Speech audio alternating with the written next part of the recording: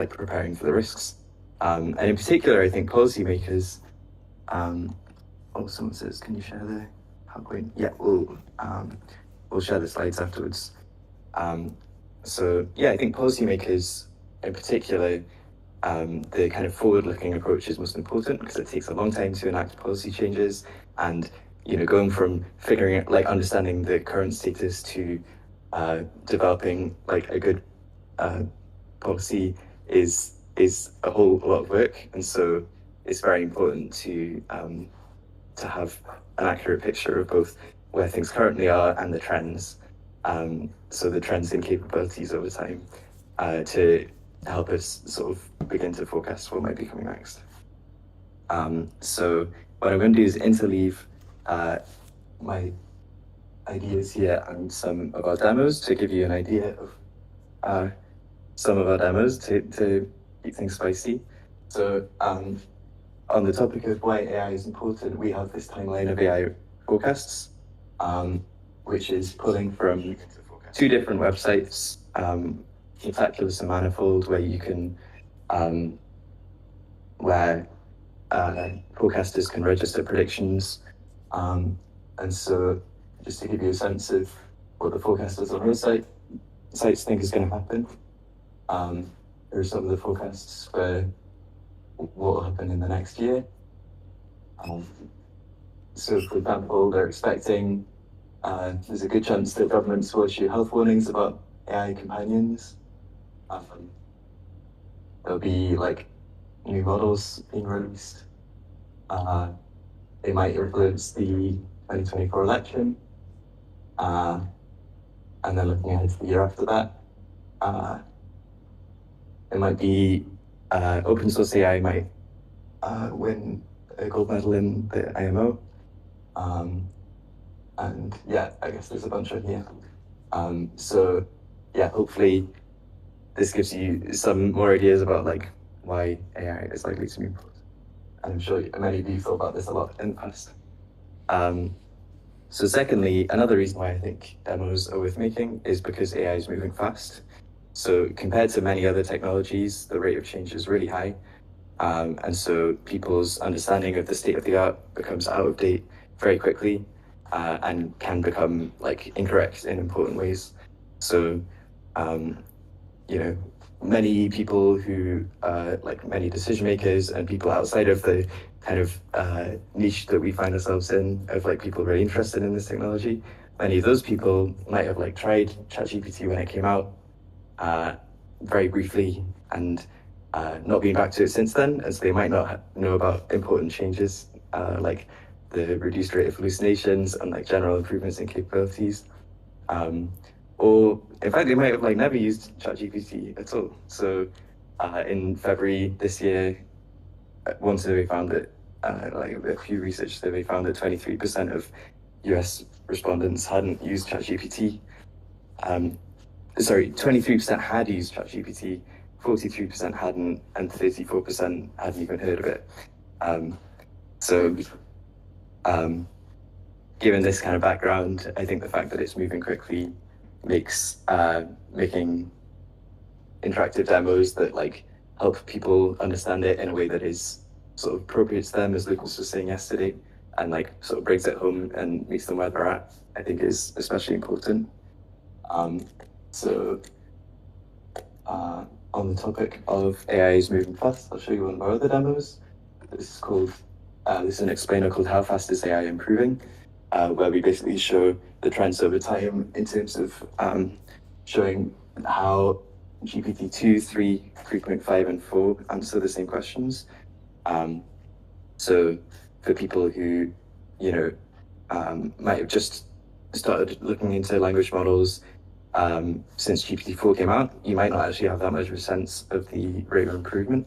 And so the aim of this was to zoom out and say, okay, like let's ask, medical questions or accounting questions or whatever to each of these models and see what they sort of qualitatively get a sense of the change in capabilities.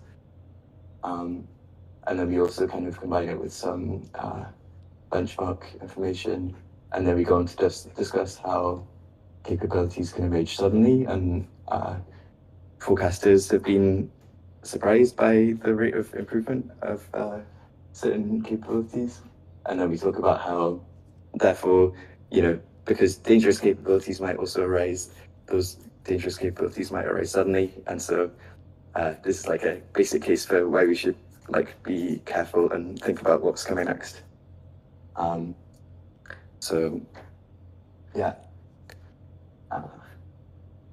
this is like a somewhat interactive demo. I don't know if it would be exactly what we're looking for this weekend's submissions, but yeah, look about 20 slides.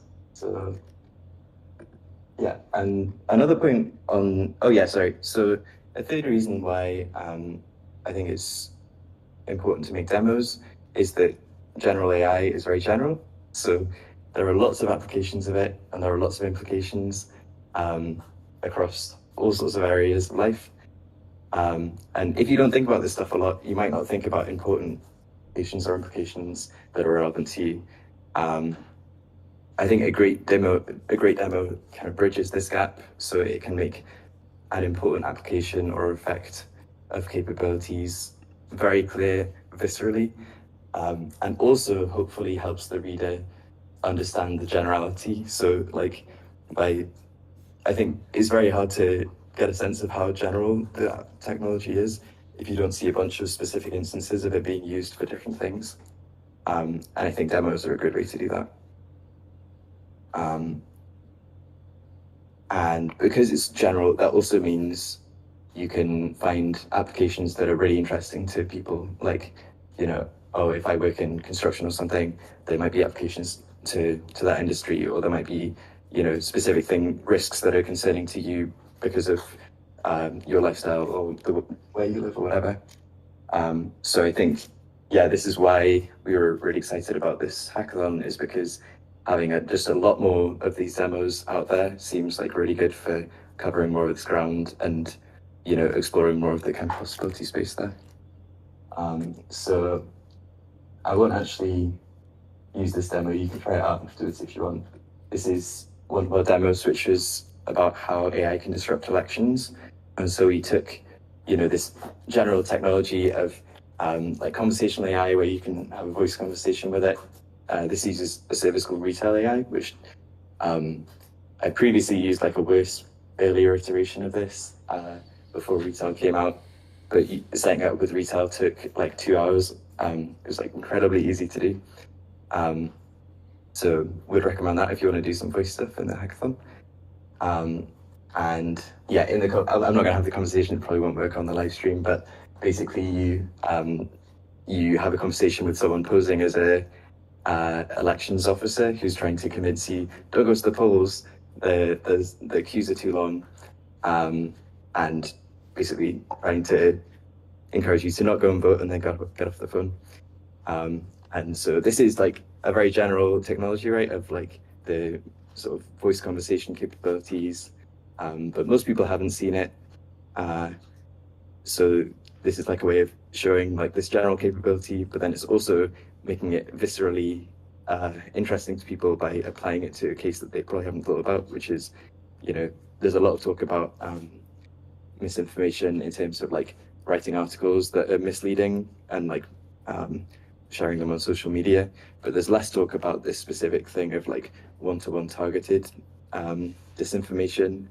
And also, as Lucas mentioned in the talk yesterday, there's more focus on misinformation in terms of misleading people about the various positions that politicians take, but there's less talk about the much more common strategy of election fraud, which is just encouraging people not to go and vote if they want to vote for the other party. So this is an example of just taking a general capability and demonstrating a specific application. And I think there's a million great ideas out there of related things, even if you're just looking at voice systems. I think you could very quickly have a lot of fun ideas there. And then a nice benefit of this is that model providers have great APIs, and there are lots of great products to help make these things. So often a good demo is more about having a good idea and packaging it nicely. And, you know, a lot of it is in the kind of finessing the presentation, whereas we're demonstrating capabilities that largely exist. In some cases, you know, there's a bit more iteration on getting the sort of prompt engineering right to really extract the thing that you want to show. But oftentimes it's pretty easy, and so it's like a good time investment. Cool. So those are 3 reasons why I think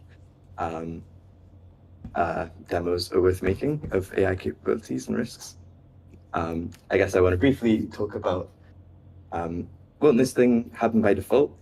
Like, we have big AI labs making these products, and lots of companies taking the foundation models and turning them into consumer products.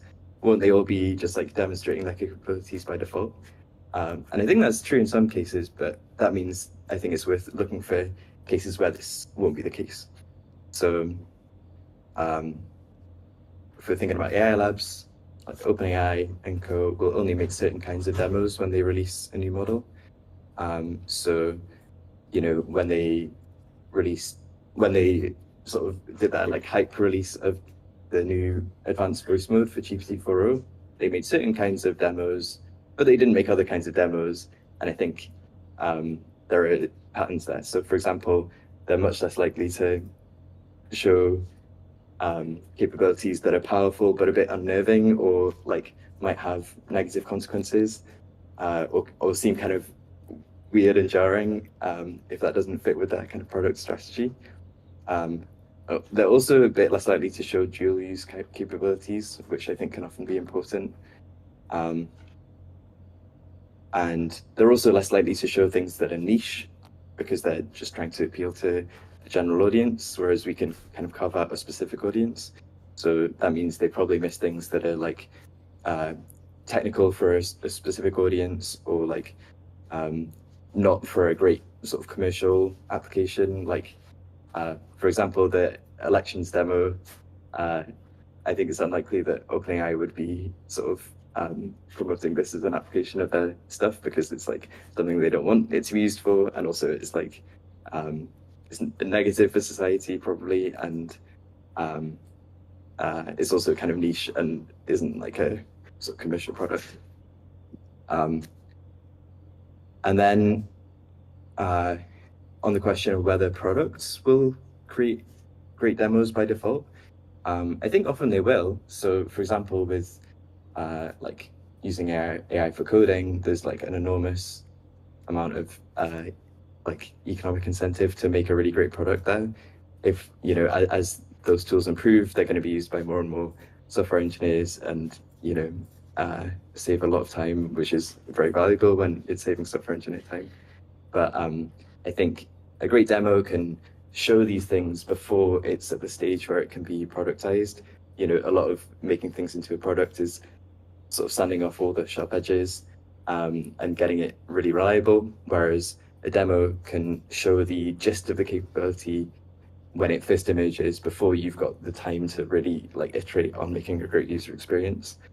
And so by making a demo, we can have like more awareness of these important capabilities earlier, which is important in the case of preparing for them. And so, you know, with AI Digest, we're especially focused on policymakers. And so by sort of preempting the products, we give the hope is that we can give policymakers time to like understand things and like do something about it before the products come out. And so hopefully there are regulations, or at least regulations are in the works by the time important products come out that might need regulating. Cool. So yeah, finally, I just want to mention some principles, I think, of good demos. I think Lucas did a great job covering this yesterday, but this kind of relates to the judging criteria for the hackathon. So I just wanted to mention a little bit more about it. So firstly, I think it's good for, you know, all else being equal, we want to talk about important things, pretty uncontroversial. I think like thinking about which capabilities are most important for the future going well in general. So, you know, this might mean like thinking about your model of if you're concerned about risks from AI, like thinking about your specific model of how things go wrong, and what are the most important things to be aware of, and then working back from that to like what current capabilities can we show, or what trends are important to show. Or in terms of the opportunities, thinking about things that could have like a really big impact on society is more important than things that are minor. Secondly, I think a great demo is visceral. So this is like in the title of the hackathon, it's a big focus.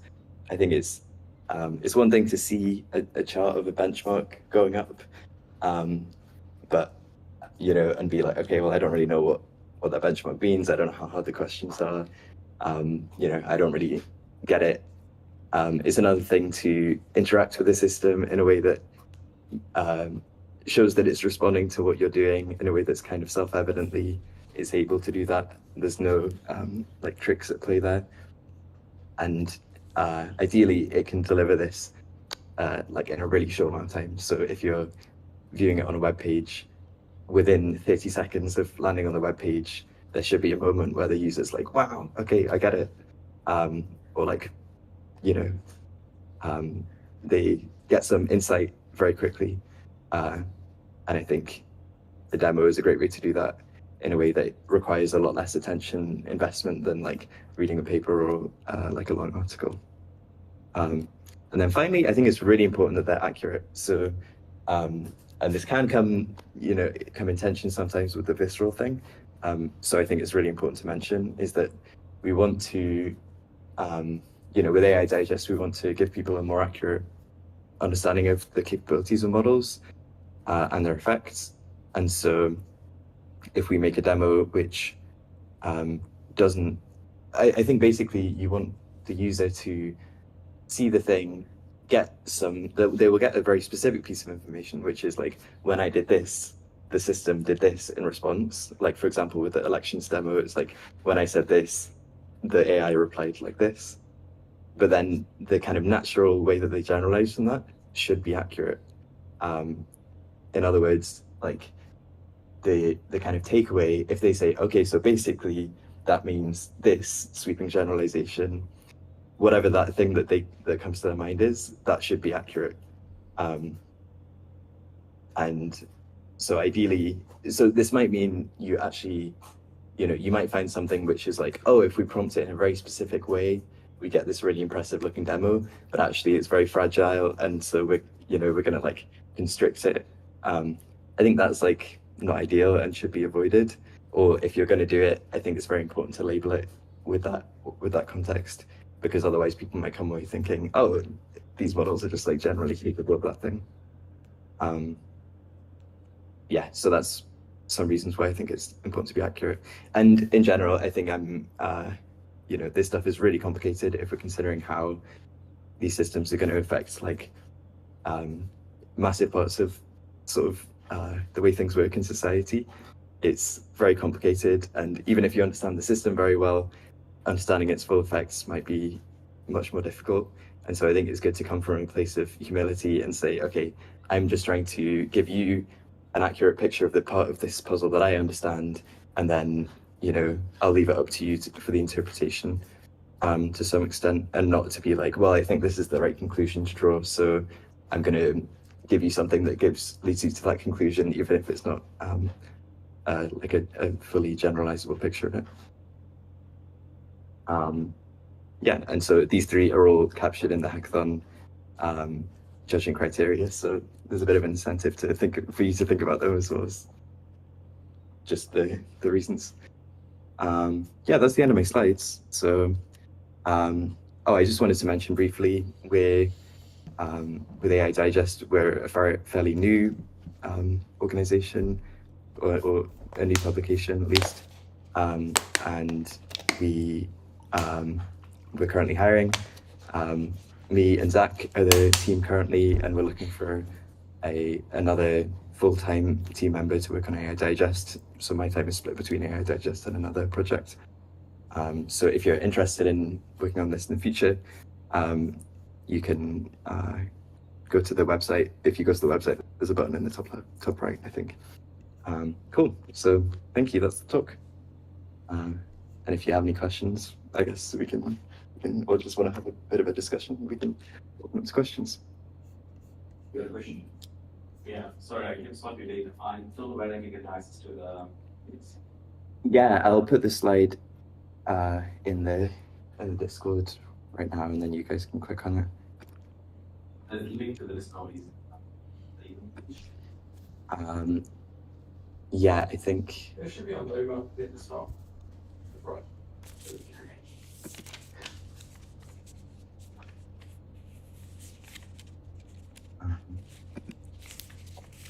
How have you been measuring the impact on this youth demonstration?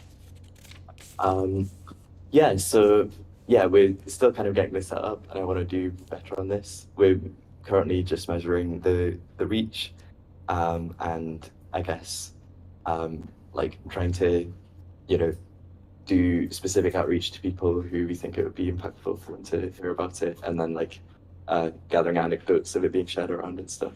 Yeah. But yeah, I think setting up better metrics would be great. Yeah, have you considered, so your demonstration obviously on the internet, I presume you had data collection from like business time for each different thing? Yeah. You've probably got that going, but I didn't put it myself. Yeah. Like Steve, yeah. Yeah, you get it for yourself. Yeah. Thousands. Yeah, in the thousands. Yeah. So we definitely want to like scale up massively, I think. Yeah. But yeah, I'm hoping to, see if we can get sort of journalist, like coverage in journalists and the media and stuff. And also maybe making stuff that's a bit more viral and stuff. I don't know if people on Discord can hear the questions from the room here. Yeah, I was actually just gonna jump on to ask if you wanted to repeat the questions as you get them Yes. in the Cool, real sorry, yeah. No Sounds worries. great. Yeah, any more questions for anyone?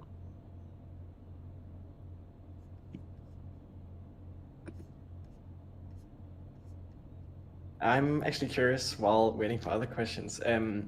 How do you ensure that these demos sort of hit the right eyes to some degree? Because that's of course always a consideration. I know both Anthropic and Palisade Research, right, have done like targeted outreach at, in DC or in San Francisco for the people that are relevant there.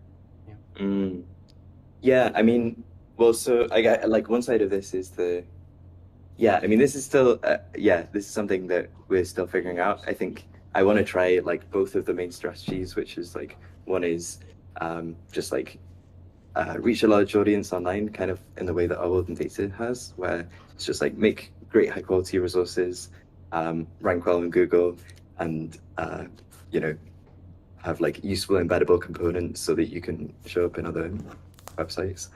And then the other one is like more direct outreach, where it's like, oh, we think it'd be really impactful for you to hear about this, or like, setting up talks at workshops and stuff. Yeah, I'm kind of curious to see which one works best. I imagine it's probably going to be like, I think each kind of feeds into the other, so there'll be a bit of both. Yeah, very interesting. But yeah. I can also imagine like the benefit of having a very approachable online profile means that others can easily use it if they're then in some discussion there. So yeah, for sure. Thanks. So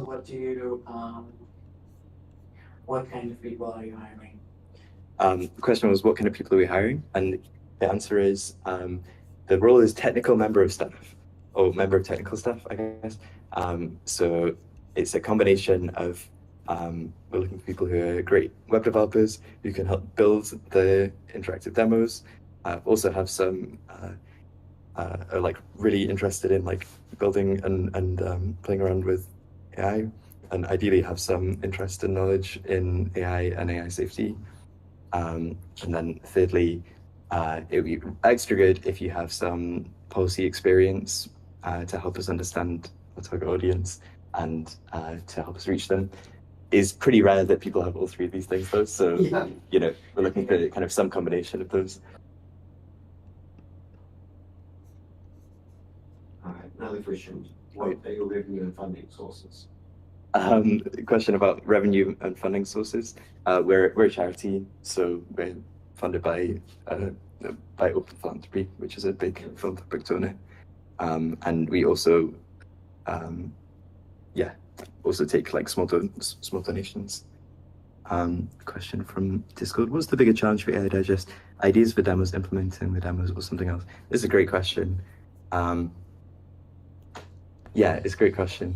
I think there are lots of ideas. I think going from a general idea like, oh, it seems like agents are really important, we need something on agents, to like, here's what that specific thing's going to look like. Like, that's actually a really important part of the process and is quite a challenge. Implementing them takes time, but I think with the right team, that's pretty achievable. But I think, yeah, something that is a big focus will be the kind of distribution element of like reaching the right people with them. So, and that's something that like we focused mostly so far on kind of figuring out what kinds of things we want to build. But I think, yeah, that'll be more of a focus going forwards as well. So in summary, all three. But I think ultimately having a really strong idea is the core of it, because if it's implemented, like if you make the idea really good, then it will kind of distribute itself, and the implementation is less important. Yeah. How many of these type of hackathons are you planning to do over the next 12 months? How many hackathons will we do over the next 12 months? I mean, we hadn't planned to do more. This has come about as a collaboration with us and Apart, who run hackathons regularly at like around one or more a month on various topics. And also with CBI, who Lucas gave the talk on yesterday, and with CESIA, which is a French AI safety group. Yeah, I mean, I think if this goes well, maybe we'll do more. We'll definitely do internal. Yeah. So yeah, you can check out the Apart Sprints website for that. Like if I was to do, because I'd love to be able to apply for like a job here, but I'd like to do like 10 or so sprint things first, and then like easier to showcase. So, is that why you're doing this? To help find like. Yeah, I mean, it's one of the goals kind of thing. I guess the main goal is just to have more of these demos existing in the world. I think that's really exciting. Yeah, I realize I've left this slide up, but this is not the focus. Let me put it back to this. Yeah, but so Apart Sprints are often on various parts of like AI safety research and other things. Cool. So, But yeah, sorry about that. So on your like had a slide about what makes a demo effective, I think on that green. Oh yeah. So yeah, I think you spoke like quite a lot about reach and like how many people kind of see the demo. But I think it might be quite interesting. Or like, do you have a plan to like almost measure the viscerality? Because it feels like the extent to which someone's like ideas shift because of that could be like really important. And if you kind of like find demos that like score really high in this factor, that might really help you. Cool. So yeah, my question is like, would you ever consider like, I don't know, talking to like psychologists or like going into this kind of like how people feel when they look at these demos? Got you. Is that like outside the scope of Yeah, interesting. Yeah, so to repeat the question, the question is, it seems like not just reaching a lot of people is important, but also making it really visceral. And so how could we measure that? And have we considered talking to psychologists or other experts on that? Yeah, I think where possible, like I think for some kinds of demos, there will be built-in sort of measurement of the effectiveness. For example, with like a persuasion demo, you might get kind of for free, you might get the stats of how many people are persuaded in the direction that it's aiming to persuade them, which I guess is some proxy for viscerality. Yeah, I think often you can work this out by like doing user testing and just like chatting to people and seeing how excited they are about it.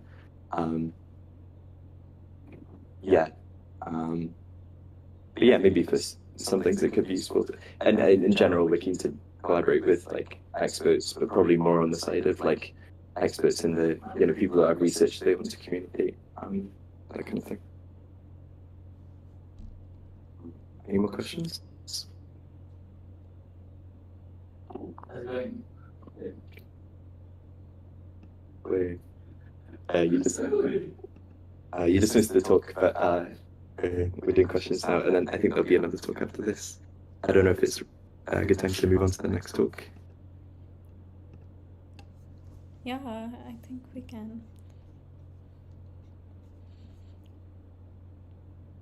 I believe you are muted. Shana. Yes.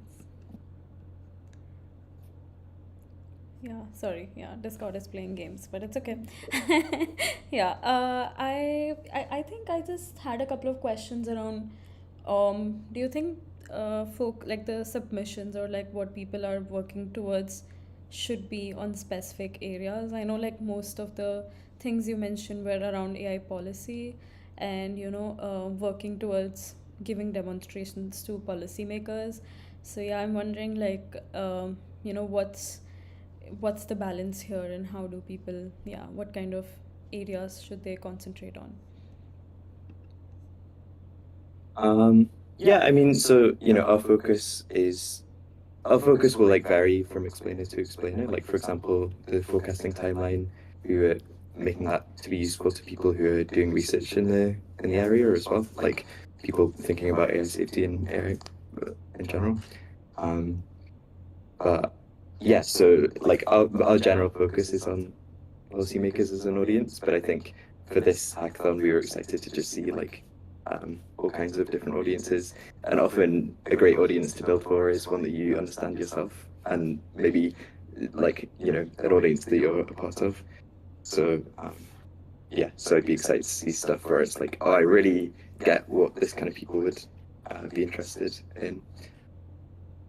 Yeah, cybersecurity professionals could get a great amount of good demos for sure.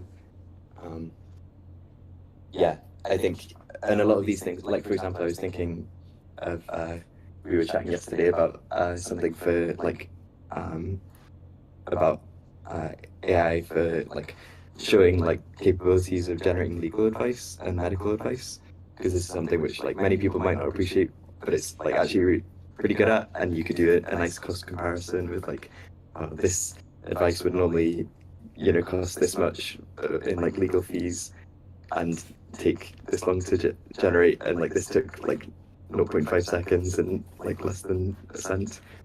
But for a lot of those things, you actually need a bit of the right expertise to like judge the capabilities. So yeah, so if you have people watching this, if you have some like special interest or like expertise, then that could be a great fit for a demo.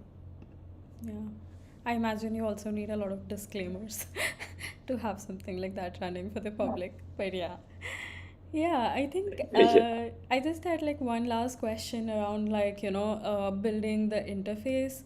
I bet a lot of people are probably working towards the end of their submissions, and I saw how Lucas and how they also built up their interface. It had a lot of like white spaces. Even as a developer, you would oftentimes try to avoid those white spaces, but I think in this case it helps making it look clean. So I wonder, like, do you have any tips for what kind of interface people should make for demonstrations like this?